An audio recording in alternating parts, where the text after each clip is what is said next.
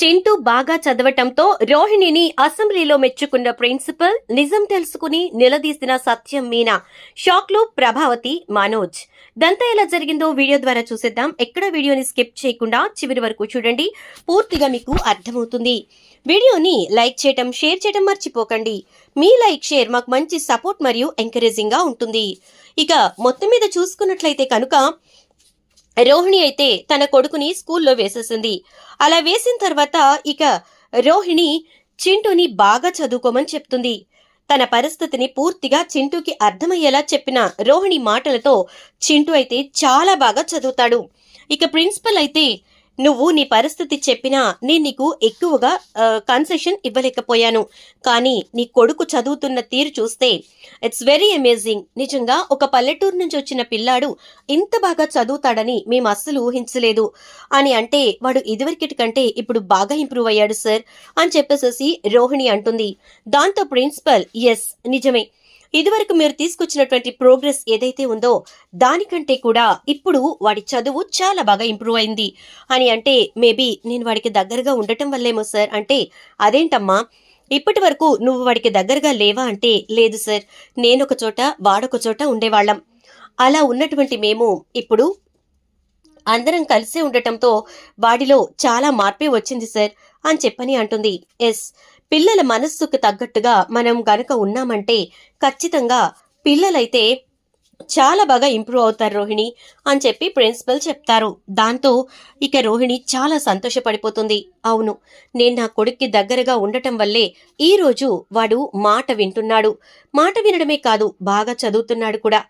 ఇలాగే నాకు ఇంకా మంచి పేరు తీసుకొచ్చేలా వాడిని నేను మోటివేట్ చేసుకోవాలి అనుకుంటుంది.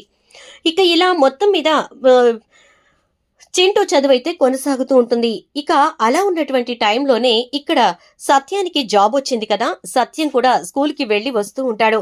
ఇక రోహిణి ప్రతిరోజు తను రావడం కుదరచ్చు కుదరకపోవచ్చు అని చెప్పేసి స్కూల్ బస్ పెడుతుంది. బస్సులోనే వెళ్లి బస్సులోనే వస్తూ ఉంటాడు చింటూ అయితే. ఇలా ఉన్న టైంలోనే ఇక్కడ బాలు అసలు మీనా మీద ఈ దొంగతనం మోపిన వాళ్ళు ఎవరో ఖచ్చితంగా కనుక్కోవాలని వదిలిపెట్టకుండా ఇక ఆ విషయం మీద చాలా గట్టిగా పట్టుదల పడతాడు. అలా పట్టిన తరువాత బాలుకి ఒక విషయం తెలుస్తుంది. అదేంటి అంటే, ఒక రోజున బాలు ఒక గోల్డ్ షాప్ కి వెళ్తాడు, అది కూడా కస్టమర్ తో పాటు. అలా వెళ్ళినప్పుడు మీనాకి పుస్తల తాడు ఎంత అవుతుందో కనుక్కుంటే పోతుంది కదా అనిపించి ఇక పుస్తల తాడు గురించి మాట్లాడతాడు. అలా మాట్లాడుతున్నటువంటి టైంలోనే ఇక బాలుకి అక్కడ ఒక మోడల్ కావాలంటే మీరు ఈ మోడల్ చూడొచ్చు అని చెప్పి చూపిస్తారు. ఆ మోడల్ చూసి ఒక్కసారిగా షాక్ అవుతాడు. ఎందుకు అంటే, అక్కడ ఉన్నటువంటి మోడల్ ఏదైతే ఉందో అది రోహిణి మెడలో ఉండేటటువంటి పుస్తల తాడు మోడల్. దాంతో ఇక బాలుకి ఇది ఎంత తమ్ముతారు అంటే, ఇది అమ్మేది కాదు సార్, మా దగ్గరకు తాకట్టుకొచ్చింది. వాస్తవంగా చెప్పాలి అంటే మేము ఇది చూయించకూడదు, బట్ దీని మోడల్ డిజైన్ ఏదైతే ఉందో అది చాలా బాగుంది, అందుకోసమే మేము ఇది డిస్ప్లే కోసం చూపిస్తున్నాం అని అంటాడు. ఓహో, తాకట్టుకొచ్చిందా, ఎవరు పెట్టారు అని అంటే, అవన్నీ మేము చెప్పకూడదు సార్, ఎందుకు మీరు అలా అడుగుతున్నారంటే, ఇది మా ఇంట్లో వాళ్ళదిలా ఉందండి, అందుకోసమే అడిగాను. ఒకవేళ వాళ్ళదే అయితే నేను మా ఇంట్లో వాళ్ళతో మాట్లాడుకుని త్వరగా విడిపించడానికి అవకాశం ఉంటుంది కదా, అందుకోసం మా వదినదిలా అనిపిస్తోంది అంటాడు. ఎస్, మీ వదినో కాదు మాకు తెలియదు, కానీ రోహిణి అనే ఆవిడ తాకట్టు పెట్టారు, జస్ట్ 3-4 డేసే అవుతుంది అని చెప్పని అనగానే, ఆహా పార్లర్ అమ్మా అని చెప్పేసేసి అనుకుంటూ, అసలు నువ్వు ఇప్పుడు తాకట్టు పెట్టాల్సిన అవసరం ఏమొచ్చింది అని అనుకుంటూ ఇక బాలు అయితే ఇటు నుంచి కామాక్షి దగ్గరకు వెళ్తాడు. ఏంట్రా బాలు, మాట్లాడే పనుందత్తా, వస్తున్నానని చెప్పి చెప్పావు, ఏమైంది అని చెప్పని అడుగుతుంది. ఏమీ లేదత్తా, ఈ మధ్య నువ్వు చాలా చాలా వ్యవహారాలే మామయ్యకి తెలియకుండా నడుపుతున్నావు కదా అంటే, ఒరే ఒక్కసారి అలా చేస్తానని చెప్పి ప్రతి విషయంలో అలా చేస్తున్నానని చెప్పి ఎందుకురా అనుకుంటున్నావు, నువ్వంటే నాకు చాలా ఇష్టంరా బాలు, అనవసరంగా నువ్వు నా మీద కోపం వేయించుకోకు అని చెప్పని అంటుంది. నిజంగా నీకు నేనంటే ఇష్టమైతే, నాలాంటి కొడుకు నీకు పుట్టాలి అనుకుంటే నాకు నిజం చెప్పత్తా, ఈ జన్మలో కాకపోయినా మరు జన్మలోనైనా పుడతాడు అంటే, ఇంకా ఈ జన్మలో నాకు ఆ ప్రాప్తి ఎక్కడుందిలే, కానీ మరు జన్మకైనా నీలాంటి కొడుకు పుడితే చాలు అనుకుంటున్నాను లేరా అని చెప్పని అంటుంది. అదే చెప్తున్నాను, అందుకే నాకు నిజం చెప్పత్తా అంటాడు. ఏంటి అంటే, నువ్వు మొన్న తీసుకొచ్చి ఇచ్చిన 2 లక్షలు ఎవరిచ్చారు అంటాడు. ఒక్కసారిగా షాక్ అయిపోతుంది. ఎవరివ్వడం ఏంట్రా, ఇంట్లో పెసరపప్పు డబ్బాలో అని అంటే, అందరికీ చెప్పిన కథ నాకు చెప్పకత్తా, నాకు కావాల్సింది నిజం అని అంటాడు.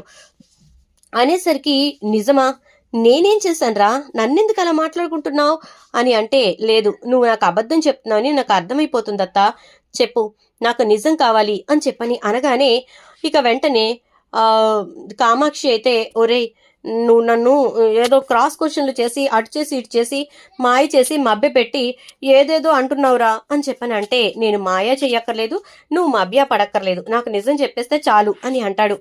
ఏం నిజంరా అంటే, నీకు ఆ డబ్బు ఎవరిచ్చారు చెప్పు, ఆ డబ్బు ఎవరిచ్చారు అని అనగానే, ఎవరివ్వడం ఏంట్రా, ఎందుకురా అలా మాట్లాడుతున్నావు అని చెప్పని అంటుంది.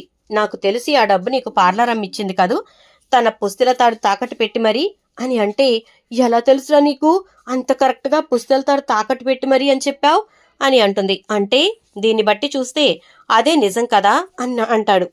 దాంతో ఇక ఏం మాట్లాడాలో అర్థం కాక కామాక్షి అయితే, అవునరా నిజమే, అదే తీసుకొచ్చి ఇచ్చింది అని చెప్తుంది. అన్నాను కదా, నాకు తెలుసత్తా, ఆవిడ గారే తెచ్చిచ్చారని చెప్పి అని అంటూ, సరే అత్త, వెరీ గుడ్, మొత్తానికైతే నువ్వు మా ఇంటి విషయాల్లో తలదూర్చటమే కాకుండా మా ఇంటి విషయాలు జరుగుతోంది ఒకటైతే మాకు ఒక రకంగా అర్థమయ్యేలా చేస్తున్నావు అన్నమాట అని అనేసరికి, ఏంట్రా ఏంటేంటో మాట్లాడుతున్నావు, అనవసరంగా బాలు, జరిగిందంతా చెప్తాను విను అని చెప్పేసేసి, మీ అమ్మ డబ్బులు ఇచ్చిందా, నేను అందులో పెట్టానా, ఆ తర్వాత వాళ్ళు వచ్చి ఆ రోజు డాన్స్ అని అదని ఇదని మొత్తానికి విద్యారోహిణి వచ్చి వెళ్ళారు. వెళ్ళిన తర్వాత మీనా వచ్చింది. ఆ మీనా వచ్చిన తర్వాత మీ అమ్మ ఏమో పని కట్టుకుని మీనా మీద దొంగతనం మోపింది. అర్థమైందా, ఇక్కడికి సరికదా. ఆ తర్వాత 2 రోజులకి అంటే రెండో రోజు సాయంత్రానికి రోహిణి వచ్చి, ఇదిగో ఈ 2 లక్షలు తీసుకొని మా అత్తగారి డబ్బులే అన్నట్టుగా మా ఇంట్లో ఇవ్వండి, ఎందుకంటే మీనాని దొంగని చేశారు, దాంతోపాటు మా అత్తయ్య కూడా టెన్షన్ పడుతున్నారు, పోలీస్ కేసు అది ఇది అంటే అని చెప్పేసేసి అంది. వాస్తవంగా అయితే ప్రభావతే పోలీస్ కేసు పెడదామంది, కానీ పోలీస్ కేసు జోలికి వెళ్లకుండా ఉండాలి అంటే ఈ డబ్బు ఇంట్లో ఇచ్చేయాలి అని చెప్పి రోహిణి చెప్పింది, అందుకే తెచ్చిచ్చాన్రా బాబు అని చెప్పనంటుంది. అంటే పోలీస్ కేసు పెట్టకుండా ఉండడం అనేది మా పార్లర్ అమ్మకు అవసరం అన్నమాట అంటే, అవునరా వాస్తవమే, నువ్వు చెప్తున్న దాన్ని బట్టి చూస్తే అదే నిజం అనిపిస్తోందిరా బాలు అని చెప్పనంటుంది. అసలు ఈ కథ ఏంటో, ఈ పార్లర్ అమ్మకి ఇవన్నీ ఎందుకు చేయాల్సి వస్తోందో కనుక్కుంటా, ప్రతిదీ కనుక్కుంటా అని చెప్పని అంటాడు. ఇక ఇంటికి వెళ్ళిన తర్వాత కూర్చుని ఆలోచిస్తూ ఉంటే మీనా వచ్చి, ఏమండి మీతో ఒక విషయం చెప్పాలి అని అంటుంది. ఏంటి మీనా, ఏమైంది అని అంటే, నేను రోజు మామయ్య వాళ్ళ స్కూల్లో పూలు ఇవ్వడానికి వెళ్తున్నాను కదా అంటే, మీ మామగారు ఎక్కడికి వెళ్తే అక్కడ నీకు కాంట్రాక్ట్ మాట్లాడతారుగా, అందుకే కదా ఇక్కడ కూడా మాట్లాడి పెట్టారు అంటే, వాళ్ళు రేపు పేరెంట్స్ మీట్ అని ఉందంట, దానికోసమని ఫ్లవర్ డెకరేషన్ చేయాలి అని చెప్పారు స్టేజ్కి. సరే అని చెప్పాను. ఇక ఆ విషయం గురించి మాట్లాడి వస్తూ ఉంటే అక్కడ రోహిణి కనిపించిందండి. వెళ్ళి పలకరిద్దాం అనుకున్నాను, కానీ రోహిణితో పాటు ఎవరున్నారో తెలుసా అనగానే, ఎవరున్నారు అంటే, చింటూ ఇంకా వాళ్ళ అమ్మమ్మ అంటుంది మీనా. ఇదేంటి, వాళ్లతో పార్లర్ అమ్మకేం పని, అసలు వాళ్లతో పార్లర్ అమ్మ మాట్లాడాల్సిన అవసరం ఏముంది, వాళ్ళిద్దరు ఇక్కడెందుకున్నారు అంటే, నాకెందుకో చింటూ ఆ స్కూల్లో చదువుతున్నాడు అనిపిస్తోందండి, స్కూల్ బ్యాగ్ కూడా ఉంది అంటుంది. అవునా, సరే, నువ్వు పూలకు వెళ్తూ ఉంటావు కదా, 1-2 రోజులు గమనించు, ఇన్ కేసు ఒకవేళ మళ్ళీ కన్నా అదే సీన్ నీకు రిపీట్ అయితే అప్పుడు మాట్లాడదాం అని అంటాడు. సరేనండి అంటుంది మీనా. ఇక తరువాత సత్యం ఒక రోజున రోహిణి వచ్చి చింటూని ముద్దు పెట్టుకుని బాయ్ నాన్న అని చెప్పేసేసి పంపించటం చూస్తాడు. ఇది చూసినటువంటి సత్యం ఇంట్లో బాగా ఆలోచిస్తూ అటు ఇటు తిరుగుతూ ఉంటాడు డాబా మీద.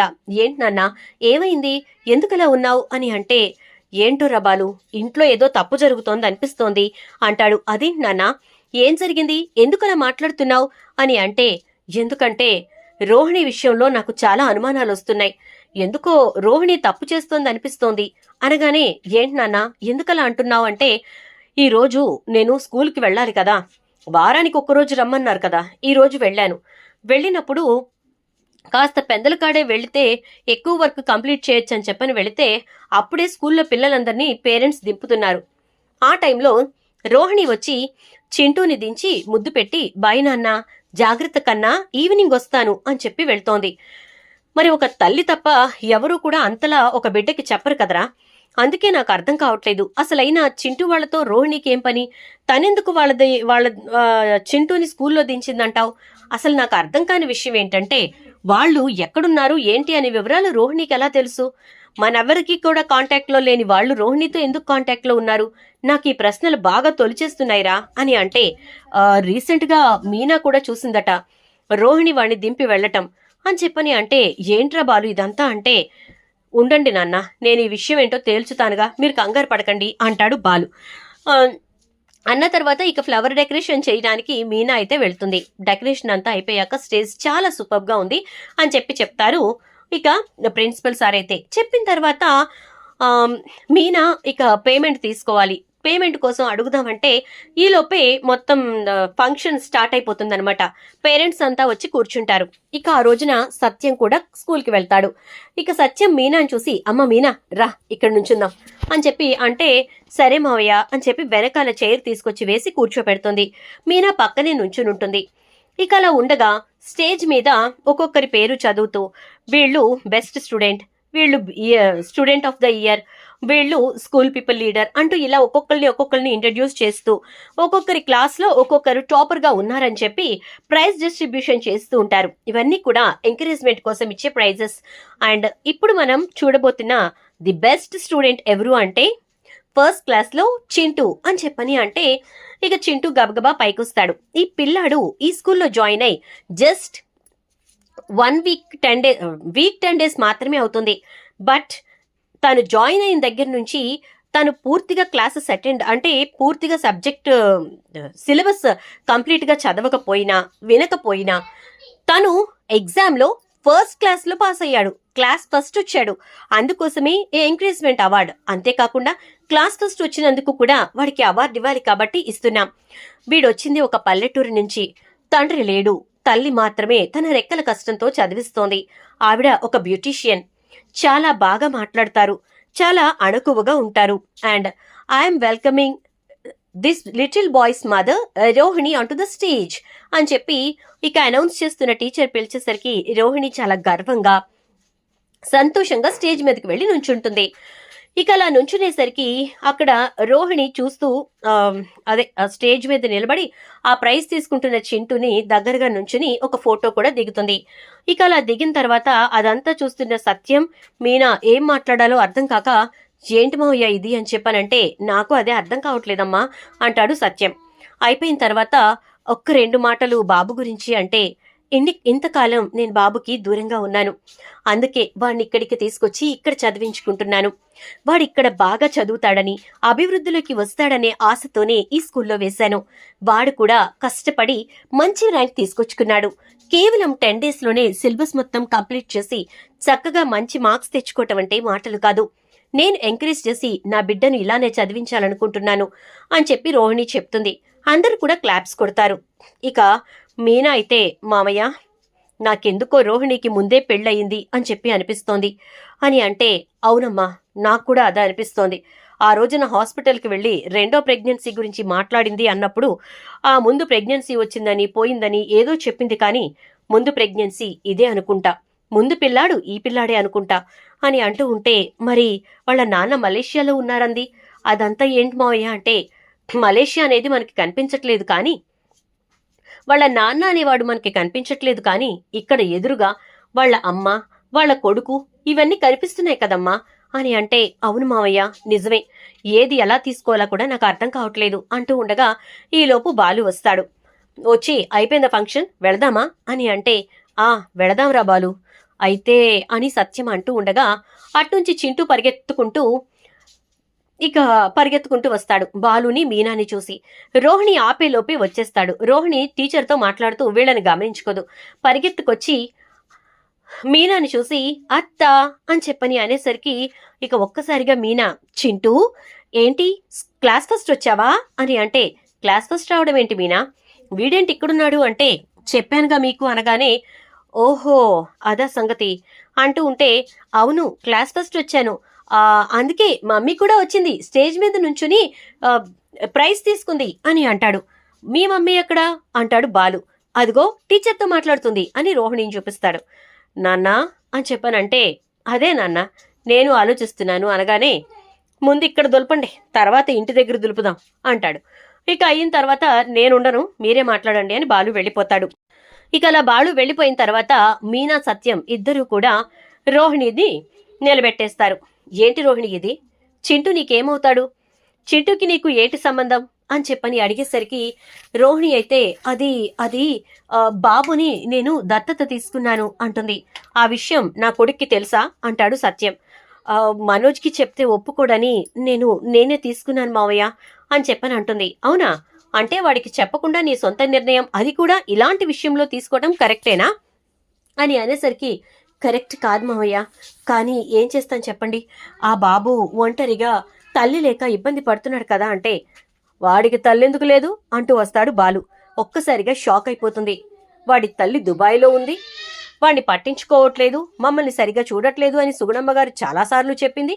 ఇప్పుడేమో మా కూతురు మమ్మల్ని ఎక్కడో పెట్టింది, వాడిని స్కూల్లో వేసింది, మాతో మాట్లాడకండి, మా జోలికి రాకండి అని చెప్పి చాలా గట్టిగా చెప్పింది.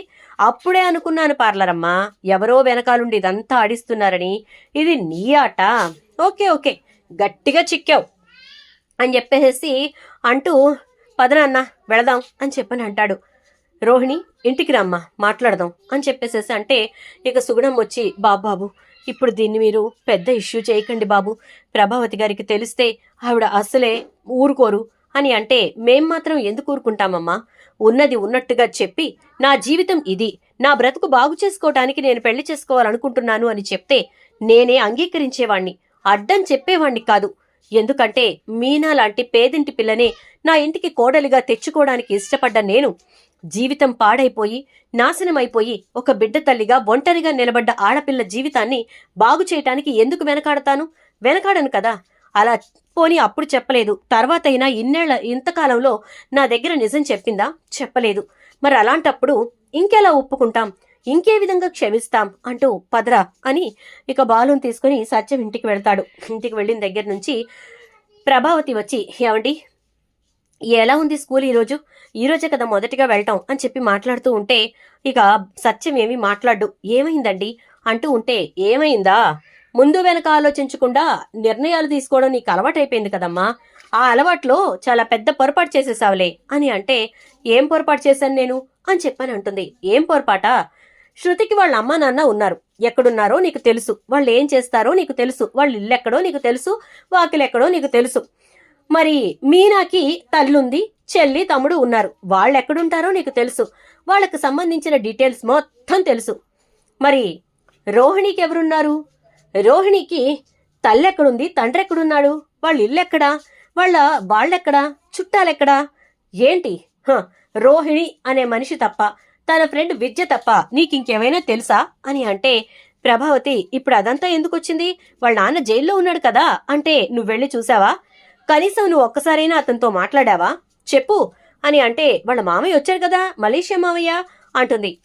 అసలు వాణ్ణి చూస్తే పగటి వేషగాళ్లా ఉంటాడు, మరి వాణ్ణెలా మామయ్య అనుకోవాలో నాకు అర్థం కావట్లేదు అంటాడు బాలు.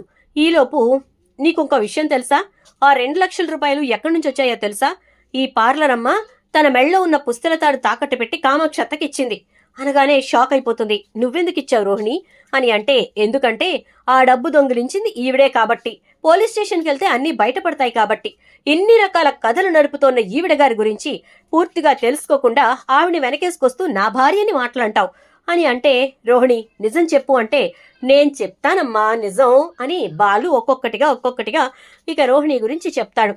సుగుణమ్మ గురించి, చింటూ గురించి, స్కూల్లో వేసిన విషయం, ఇలా అన్ని చెప్పుకుంటూ వచ్చేసరికి ఒక్కసారిగా ప్రభావతి కోపం కట్టలు తెంచుకుంటుంది. రోహిణి జుట్టు పట్టుకుంటుంది. చెప్పు, నిజం చెప్తావా చెప్పవా అని చెప్పని అంటే అత్తయ్య నేను చెప్పేది ఒక్కసారి వినండి అత్తయ్య ప్లీజ్ అంటూ ఉంటుంది. వినను అంటే మనోజ్ వచ్చి రోహిణి నేను అబద్ధాలు చెప్పుండొచ్చు, మోసం చేసుండొచ్చు, దొంగతనము చేసుండొచ్చు, కానీ నాతో జర్నీ చేసే నువ్వు ఏ రోజు నా దగ్గర ఏ విషయం దాచిపెట్టొద్దని చెప్పాను. ఎందుకు దాచావు? ఇంత పెద్ద విషయాన్ని ఎందుకు దాచావు రోహిణి? నాకు నిజం చెప్పేసుంటే నీ మీదున్న ప్రేమతో నేను ఆ నిజాన్ని కూడా యాక్సెప్ట్ చేసుండేవాడినేమో, కానీ ఇంతలా నన్ను మోసం చేయటానికి, నా ప్రేమని ఇంతలా హేళన చేయటానికి నీకు మనసున ఒప్పింది రోహిణి అని మనోజ్ బాధపడుతూ ఉంటాడు.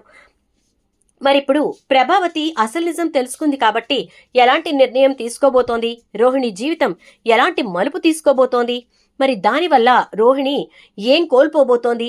ప్రభావతి తన్నింకా కోడలిగా ఇంట్లో ఉంచుతుందా లేక గెంటేస్తుందా? ఇవన్నీ కూడా రాబోయే ఎపిసోడ్స్ లో ఉండబోతున్నాయి. వీడియో నచ్చితే లైక్ చేసి వీడియోని షేర్ చేసేయండి. ఛానల్ సబ్స్క్రైబ్ చేసుకుని పక్కనే బెల్ ఐకాన్ లో ఆల్ ట్యాప్ చేయండి.